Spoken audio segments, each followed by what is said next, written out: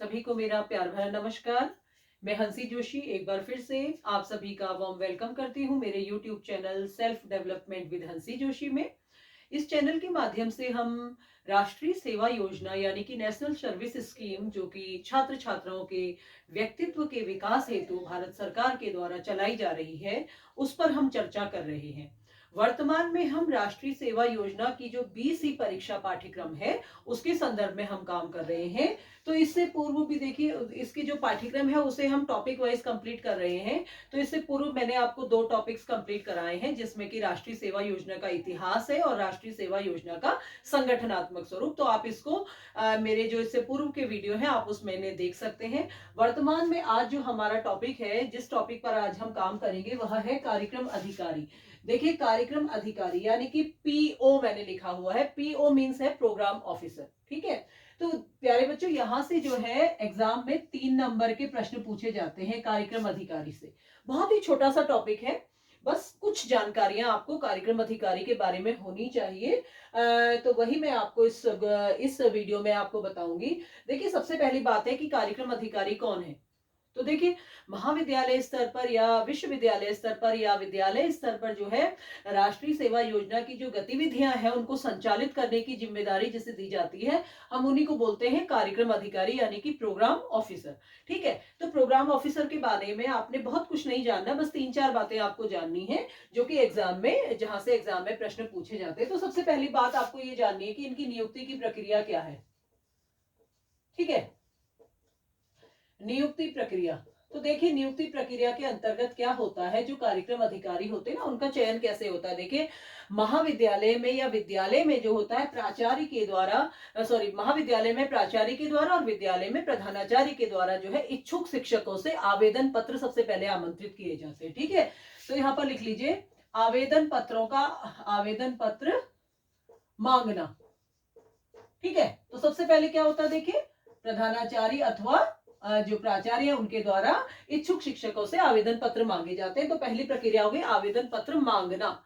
दूसरे, इसके पश्चात क्या होता है, देखिए, जब आवेदन पत्र मांग लिए जाते हैं तो काउंसलिंग के माध्यम से जो है एक कार्यक्रम अधिकारी का चयन कर लिया जाता है। तो पहले आवेदन पत्र मांगे जाते हैं, उसके बाद काउंसलिंग के माध्यम से चयन। ये लिख लीजिए, काउंसलिंग के माध्यम से चयन। ठीक है। अब क्या होता है, देखिए, जब काउंसलिंग के माध्यम से एक कार्यक्रम अधिकारी को चयनित कर लिया जाता है तो उसकी सूचना सबसे पहले कार्यक्रम समन्वयक, जो संबंधित प्रकोष्ठ के जो कार्यक्रम समन्वयक होते हैं, उनको इसकी सूचना दी जाती है। तो लिखिए, कार्यक्रम समन्वयक को सूचित करना, सूचना देना। ठीक है। तो क्या होगा, कार्यक्रम समन्वयक को सूचना दी जाती है। अब जब कार्यक्रम समन्वयक को सूचना दे दी जाती है तो कार्यक्रम समन्वयक क्या करते हैं, इस पर अपना अनुमोदन देते हैं। ठीक है, अनुमोदन देते हैं। तो अनुमोदन जब उनका प्राप्त हो जाता है, उसी के पश्चात जो है कार्यक्रम अधिकारी को नियुक्ति पत्र प्रदान किया जाता है। तो लिखिए, अनुमोदन पश्चात, अनुमोदन किसका अनुमोदन, कार्यक्रम समन्वयक का अनुमोदन। अनुमोदन के पश्चात जो है वह कार्यक्रम अधिकारी का पीओ यानी कि प्रोग्राम ऑफिसर को नियुक्ति पत्र देना। ठीक है ना। तो इनको यहां पर नियुक्ति पत्र प्राप्त हो जाता है। और फिर क्या होता है, देखिए, जब इनका पूर्ण रूप से जब इनका चयन हो जाता है तो इसकी सूचना जो होती है वह राज्य स्तर पर या प्रकोष्ठ स्तर पर जो है उच्च अधिकारियों को प्रेषित कर दी जाती है। ठीक है। तो इस प्रकार से कार्यक्रम अधिकारी का चयन होता है। अब इसमें दूसरा टॉपिक आता है कि इनका कार्यकाल कितने वर्ष का होता है। तो देखिए, जो कार्यक्रम अधिकारी है ना, इनका कार्यकाल होता है 3 वर्ष का। 3 वर्ष का इनका कार्यकाल होता है। अब यहाँ पर एक बात और आती है, जब क्या होता है, देखिए, कार्यक्रम अधिकारी अच्छा काम करते हैं, उत्कृष्ट काम करते हैं, तो उस पर इनको 1 वर्ष का सेवा विस्तार भी दिया जाता है। तो लिखिए, यहाँ पर लिख लीजिए, उत्कृष्ट कार्य करने पर 1 वर्ष का सेवा विस्तार। ठीक है, करने पर 1 वर्ष सेवा विस्तार। ठीक है ना। ये अब इनका क्या है, देखिए, इनका कार्यकाल है। अब अगली बात आती है कि इनको जब ये कार्यक्रम अधिकारी बनते हैं तो इनके लिए एक प्रशिक्षण की भी व्यवस्था होती है बच्चों। तो प्रशिक्षण इनको कौन देता है? इनको जो प्रशिक्षण दिया जाता है वह दिया जाता है ईटीआई। ईटीआई का मतलब है इम्पैनल ट्रेनिंग इंस्टीट्यूट। यह एक ऐसी संस्था है जो भारतवर्ष में जो राष्ट्रीय सेवा योजना के कार्यक्रम अधिकारी हैं उनको प्रशिक्षण प्रदान करती है। कौन? ईटीआई। ठीक है, तो यह प्रशिक्षण जो होता है बच्चों 7 दिवसीय होता है। तो ईटीआई के अंतर्गत जो है इनको क्या करना होता है? 7 दिवस का प्रशिक्षण प्राप्त करना होता है। तो प्रशिक्षण कौन सा हो गया? देखिए 7 दिवसीय। ठीक है, 7 दिवसीय प्रशिक्षण इनको प्राप्त करना ही होता है। तो ये तो इनका प्रशिक्षण है। ठीक है, अब क्या होता है देखिए, इसके पश्चात क्या होता है? अब इनके कार्य दायित्व क्या है ये भी आप देख लीजिए। अब देखिए ये तो आप सभी जानते हैं कि क्या होता है। देखिए विद्यालय में या महाविद्यालय में या विश्वविद्यालय में जो कार्यक्रम अधिकारी होते हैं ना, तो उनको अपनी इकाई से संबंधित, राष्ट्रीय सेवा योजना की इकाई से संबंधित जितने भी कार्य होते हैं उन सभी कार्यों को करने का दायित्व किसका होता है? कार्यक्रम अधिकारी का होता है। जैसे कि अभी मैं आपको यहाँ पर कार्य बता दूं, जो सबसे पहले देखिए क्या होता है कि इकाई का पंजीकरण करना होता है, स्वयं सेवियों का पंजीकरण करना होता है, नियमित शिविरों को संपन्न कराना, विशेष शिविरों को संपन्न कराना, सरकार के द्वारा या प्रकोष्ठ के द्वारा या राज्य एनएसएस अधिकारी कार्यालय से समय समय पर हमें जागरूकता कार्यक्रम संपन्न करने के लिए हमें मतलब निर्देश मिलते हैं। तो उन कार्यों को जो है मतलब इकाई के स्तर पर संपन्न कराने की जो संपूर्ण जिम्मेदारी होती है वह किसकी होती है? कार्यक्रम अधिकारी की होती है। तो आप लिखिए यहाँ पर, ऐसा लिखिए कि विद्यालय अथवा महाविद्यालय स्तर पर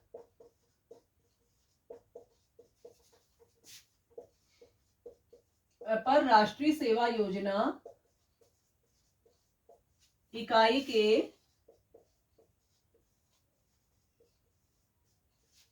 के संचालन का संपूर्ण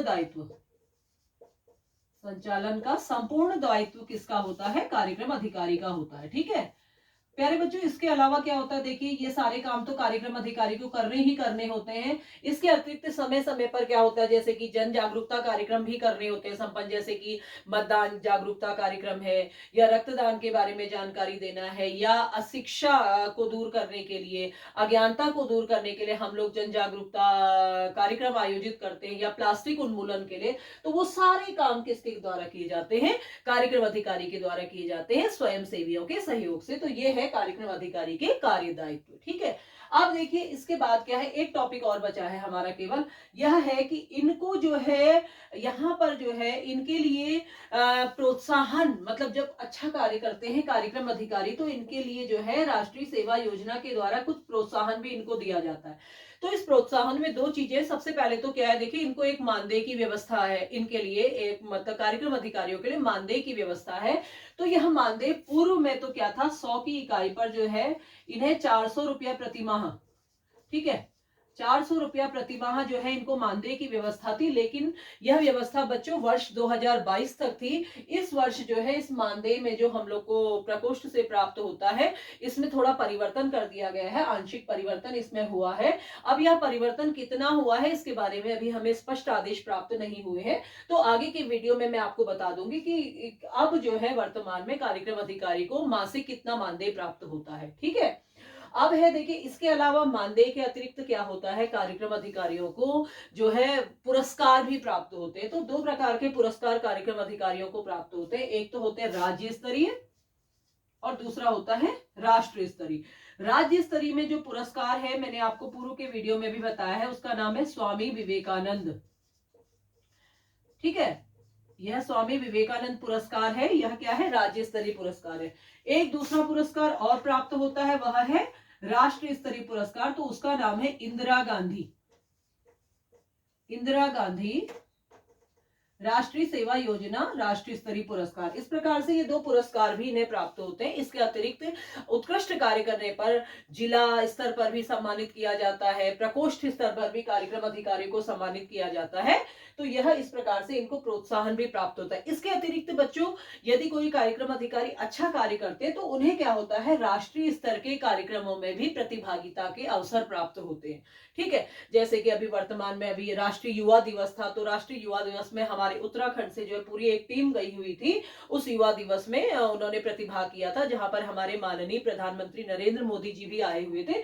तो इस तरह के राष्ट्रीय कार्यक्रम समय समय पर आयोजित होते, तो वहां पर भी इनको प्रतिभागिता के अवसर प्राप्त होते। ठीक है बच्चों, तो इस प्रकार से देखिए कार्यक्रम अधिकारी के बारे में बस 3-4 बातें आपको जानने की जरूरत है। यदि आप इन बातों को जान जाते हैं, इनको आप एक बार पढ़ लीजिए, आप इस वीडियो के माध्यम से आप इसे समझ लीजिए, तो आसानी से आप यहाँ से 3 अंक प्राप्त कर सकते हैं। ठीक है, तो बच्चों आपको यह वीडियो कैसा लगा मुझे मेरे कमेंट बॉक्स पर लिख करके जरूर बताइएगा।